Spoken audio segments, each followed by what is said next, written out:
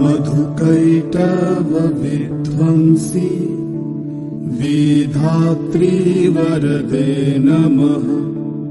रूपं देहि जयं देहि यशो देहि दिशो जहि।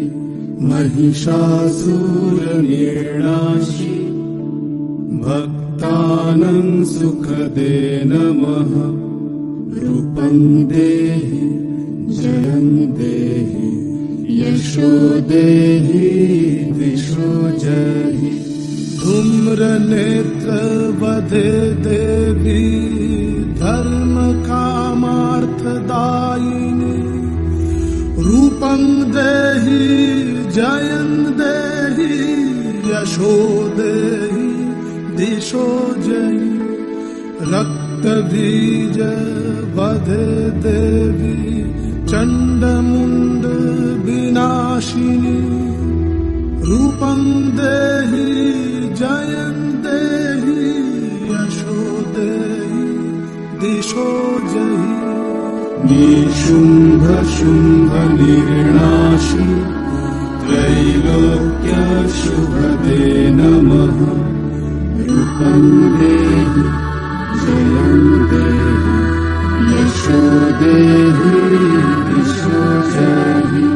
वन्दिताङ्घ्रियुगे देवी सर्वसौभाग्यदायिनी।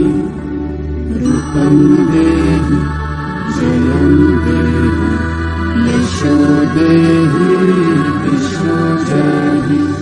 अचिन्त्य रूप चरिते सर्वशत्रु विनाशिनी। रूपं देहि जयं देहि यशो देहि दिशो जहि। न तेभ्यः सर्वदा भक्ता चापर्णे दुरितापहे।